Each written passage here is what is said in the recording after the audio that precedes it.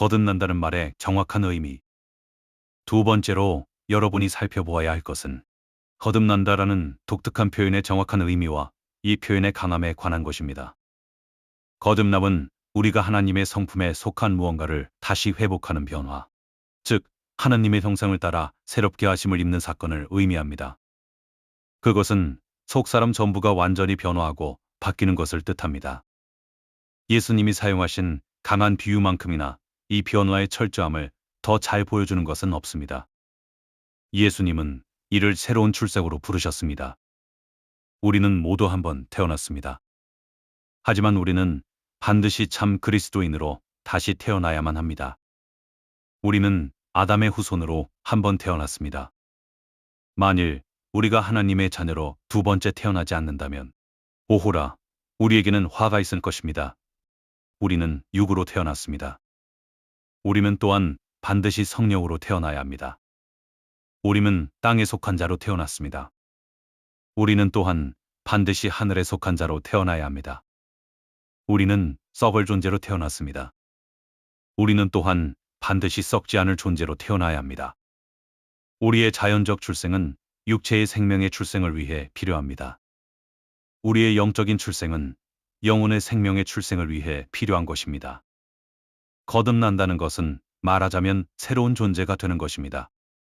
그것은 새로운 정신, 새로운 마음, 새로운 관점들, 새로운 삶의 원칙들, 새로운 취향들, 새로운 관심사들, 새롭게 좋아하게 된 것들, 새롭게 싫어하게 된 것들, 새로운 두려움들, 새로운 기쁨들, 새로운 슬픔들, 이전에 싫어했던 것들에 대한 새로운 사랑, 이전에 사랑했던 것들에 대한 새로운 미움, 하나님과 우리 자신, 장차올 세상과 삶에 대한 새로운 생각들, 그리고 그 새로운 삶을 살기 위한 수단들을 갖게 되는 것입니다.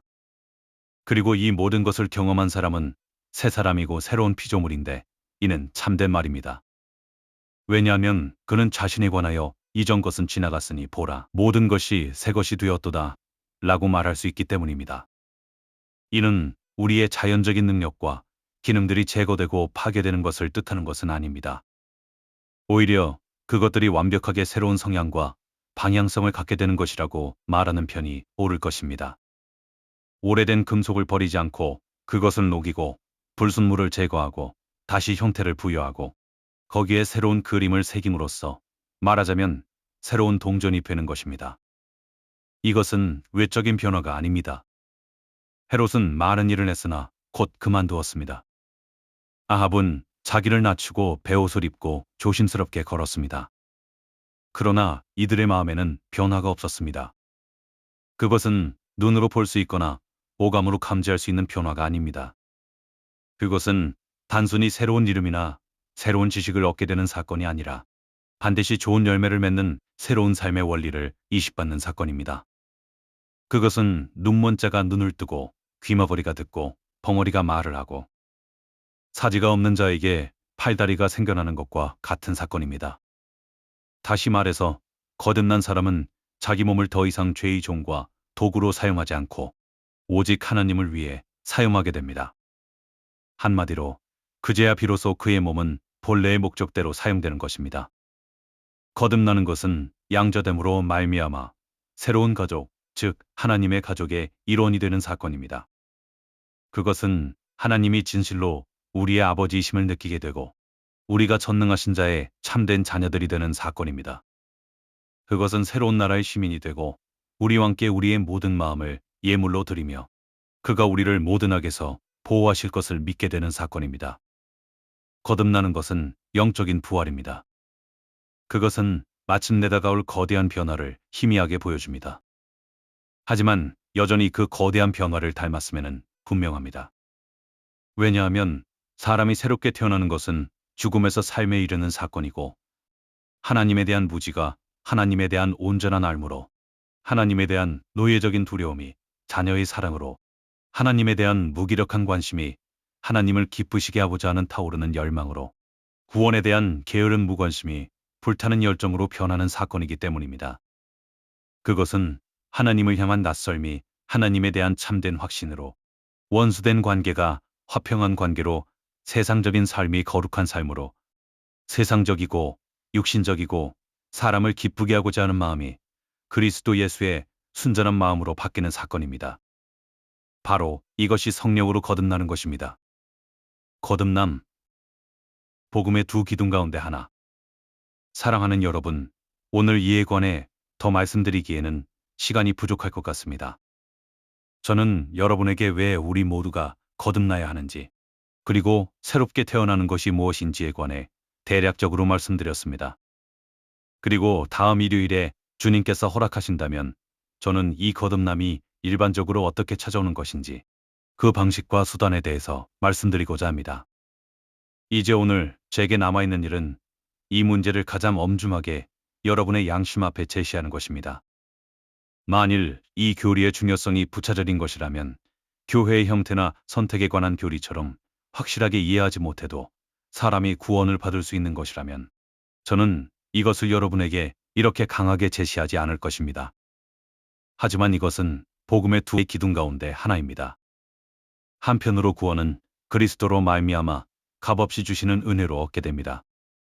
그러나 다른 한편으로는 성령으로 말미암아 육적인 마음이 새롭게 됨으로 얻게 됩니다. 우리는 용서를 받아야 할 뿐 아니라 반드시 변화되어야 합니다. 우리는 구속을 받아야 할 뿐 아니라 반드시 새롭게 되어야 합니다. 그리고 제가 여러분에게 이 교리를 더욱 제시해야 하는 것은 여러분이 살고 있는 이 시대의 현실 때문입니다. 사람들은 그리스도께서 사람을 구원하기를 원하시며 또 그렇게 하실 권능이 있다는 설교를 계속 듣습니다만 여전히 죄 가운데 살고 있습니다. 그들은 우리 안에 성령의 사역이 반드시 있어야 한다는 사실, 반드시 우리 마음판에 무언가가 새겨져야 한다는 사실을 잊어버린 것처럼 보입니다. 강한 자, 즉 사단이 우리 집에서 쫓겨나고 예수께서 그 집을 차지하셔야 합니다. 우리는 거룩한 성도의 성품을 이 땅에서부터 경험적으로 알기 시작해야 합니다. 그렇지 않으면 우리는 하늘나라에 있는 성도의 수에 포함되지 못할 것입니다. 진실로 그리스도의 이름은 우리가 하늘나라에 들어가기 위한 온전하고 충분한 자격을 줍니다. 하지만 우리는 또한 저 복된 곳에 어울리는 성품을 반드시 갖춰야 합니다. 저는 주저하지 않고 말씀드리겠습니다. 이 교리는 모든 교회를 둘로 나누는 것입니다. 왜냐하면 이는 좋은 물고기와 나쁜 물고기를 나누고 알곡과 쭉정이를 나누기 때문입니다. 모든 교회에는 육에 속한 사람들이 있고 영에 속한 사람들이 있습니다. 주여, 많은 사람들이 부르심을 받았으나 택하심을 받은 사람이 적나이다 라고 울부짖지 않아도 되는 교회는 극히 드뭅니다. 하나님의 나라는 단순히 입술과 무릎과 외적인 예배로 이루어지지 않습니다. 그것은 사람의 내면에, 마음의 가장 중심에 자리하고 있어야 합니다. 저는 주저하지 않고 여러분에게 말씀드리겠습니다. 두려운 일이지만 교회들 안에는 살아서 그리스도에 대한 신앙을 고백하는 자들 가운데 완벽하게 죽은 자들이 많습니다. 부탁하건대 여러분이 거듭났는지 자신을 시험하십시오. 여러분은 자신이 썩어질 옛사람을 벗어버리고 하나님의 거룩하심을 따라 창조된 새 사람을 입었노라고 생각할 만한 충분하고 확고한 근거들을 지니고 있습니까? 여러분의 마음은 새롭게 되었습니까? 여러분의 삶은 육체의 열매를 거두고 있습니까? 성령의 열매를 거두고 있습니까? 여러분의 생각은 육신적입니까? 아니면 하늘나라에 속한 것입니까? 여러분의 마음은 세상에 있습니까? 아니면 하나님께 있습니까? 여러분은 육에 속한 사람입니까? 아니면 영에 속한 사람입니까? 제가 이 엄중한 진리를 말하지 않는 것이 사랑은 아닐 것입니다. 그리고 이 진리를 살피는 일을 뒤로 미루는 것은 지혜롭지 못한 일일 것입니다. 당신은 거듭났습니까? 거듭남이 없이는 구원도 없습니다. 거듭나지 아니하면 하나님의 나라에 들어갈 수 없을지도 모른다거나 혹은 하나님의 나라에 들어가는데 어려움이 있을 것이다 라고 기록되어 있지 않습니다. 거듭남이 없이는 하나님의 나라를 볼 수 없다고 기록되어 있는 것입니다. 하나님의 나라에 들어가지 못한다면 그것이 얼마나 두려운 일일지 생각해 보십시오. 예수님의 비유에서 나오는 저 부자처럼 하나님의 나라는 저 멀리 떨어져 있고 거기와 여러분 사이에는 거대한 구렁이 끼어 있을 것입니다. 여전히 거듭나지 않았음에도 불구하고 자신의 상태에 아주 만족하면서 교회에서 그리스도의 복음을 날마다 듣다가 결국 저 지옥 구덩이로 떨어지는 것은 얼마나 끔찍한 일이겠습니까? 영원한 멸망에 이르는 길은 실로 많습니다. 하지만 어떤 길도 예수 그리스도에 대한 신앙을 고백하는 수많은 남녀가 걷고 있는 길보다 암담한 길은 없습니다. 그들은 거듭남에 이르는 빛과 지식과 경고와 수단과 기회를 가지고 있습니다. 하지만 그들은 마치 거듭남과 거룩을 촉구하는 말씀이 자신들에게는 해당되지 않는 것처럼, 또는 지옥이 마치 꽃밭인 것처럼, 또는 마치 하나님이 그 말씀을 지킬 수 없는 거짓말쟁이인 것처럼 여기며 미소를 띠고 계속해서 가던 길을 걸어가고 있는 것입니다. 당신은 거듭났습니까? 저는 여러분의 머리를 지식으로 채우고 싶지 않습니다. 여러분의 마음을 향해 묻겠습니다. 교회에 다니는 모든 사람이 자동으로 구원을 받는 것이 아닙니다. 교회와 사역자의 역할은 여러분으로 하여금 자신을 살펴보고 자신의 상태를 깨닫도록 돕는 것입니다. 그리고 그리스도를 당신의 구주로 받아들이셨습니까? 라는 이 거대한 질문 옆에 당신은 거듭났습니까? 라는 두 번째 요점이 나타납니다. 사랑하는 여러분, 여러분이 생명을 얻기를 원한다면 여러분의 상태를 살피고 그것이 어떠한지 보시기 바랍니다. 만일 여러분이 긍정적인 징표를 발견하지 못한다면 어떻게 되는 것입니까? 지금이라도 그 사실을 깨닫고 생명을 얻는 것이 너무 늦게 깨달아 영원한 사망에 이르는 것보다 낫습니다. 하나님을 찬송합니다. 이것은 은혜로운 약속으로 가득한 교리입니다. 어떤 사람의 마음도 성령께서 움직일 수 없을 정도로 단단하지 않습니다. 많은 사람이 그들이 이전에는 어두움이었고 그것도 칠흑 같은 어두움이었으나 이제는 주님 안에서 빛이라고 확실하게 말할 수 있을 것입니다. 많은 고린도인들이 여러분 중에 가장 악한 사람만큼이나 악했지만 그들은 주 예수의 이름과 우리 하나님의 성령으로 말미암아 씻음을 받았고 거룩하게 되었으며 의롭게 되었습니다. 에베소의 많은 사람들이 여러분처럼 죄로 인해 완전히 죽어 있었으나 하나님은 그들을 살리셨고 일으켜 세우셨으며 선한 일을 위하여 그들을 새롭게 창조하셨습니다. 기도하는 가운데 여러분 자신을 시험하고 하나님께 가까이 나아가십시오. 그리하면 하나님이 여러분에게 가까이 다가가실 것입니다. 그러나 만일 여러분이 거듭남을 구하지 않는다면 그것을 얻을 수 없을 것입니다. 저는 모든 것을 새롭게 만드실 수 있는 하나님께 그의 성령으로 말미암아 여러분의 마음을 움직이셔서 이 진리의 깊은 의미를 깨닫게 하시도록 간구할 것입니다. 왜냐하면 이런 일이 일어나지 않는다면 저의 설교는 헛된 것이기 때문입니다. 저는 하나님께서 마른 뼈들 가운데 강하게 역사하사 그것들을 다시 일으켜 세워주시기를 기도할 것입니다. 저는 여러분이 진실로 새로운 사람으로 태어날 때까지 결코 쉬지 않게 하시기를 기도할 것입니다. 그리하여 여러분이 진실로 우리는 죽어 있었으나 이제는 살아났고 우리는 잃어버린 바 된 자였으나 이제는 찾은 바 되었노라 라고 참으로 고백할 수 있게 되기를 기도할 것입니다. 이와 같은 새로운 출생이 없이는 어떤 사람도 구원을 받을 수 없습니다. 여러분은 제가 지난 일요일 아침에 말씀을 시작할 때 여러분의 마음에 두 가지 중요한 사실을 이해시키려고 했던 것을 기억하실 것입니다. 이제 그것을 다시 상기시켜 드리는 것이 좋을 것 같습니다. 첫째, 저는 왜 이 새로운 출생이 구원을 위해서 그렇게 절대적으로 필요한지 말씀드렸습니다. 그것은 죄로 가득한 우리의 마음과 타고난 부패함 때문입니다. 처음부터 우리는 죄악으로 기우는 경향을 가지고 태어났습니다. 우리의 본성에는 하나님을 기꺼이 섬기고자 하는 마음이 없습니다. 이런 마음은 우리의 본성과 정반대되는 것입니다. 우리의 본성에는 그리스도의 영적인 나라의 뛰어난 영광을 볼 수 있는 시력이 없고 우리의 본성은 그리스도의 거룩한 율법을 사랑하지 않으며 우리의 본성은 하늘나라에 살기에 어울리지 않습니다. 새롭게 태어나지 않은 사람에게 예수님과 성도들과 영원히 함께 사는 삶은 비참할 것입니다. 한마디로 우리는 육신으로 또는 자연적인 존재로 한 번 태어나는 것만으로는 충분하지 않습니다. 우리는 두 번째로 하나님에게서 태어남으로써 영적인 사람이 되어야 합니다.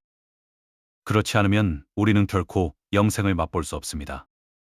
그리고 저는 우리의 신앙에 너무나도 광범위하게 퍼져 있는 무관심, 무기력, 미지근함, 냉랭함, 그리고 게으름에 대해서 말씀드렸습니다.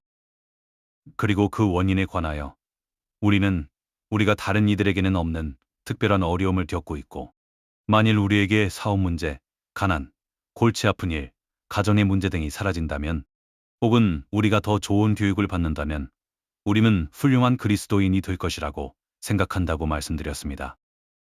하지만 저는 이 모든 문제의 원인이 이런 것들에 있지 않고 마음의 옛 본성에 있으며, 따라서 우리에게 필요한 것은 시간의 여유나 편안한 삶이나 돈이나 교육이 아니라 새로운 원리에 따라 움직이는 새로운 마음이라고 말씀드렸습니다.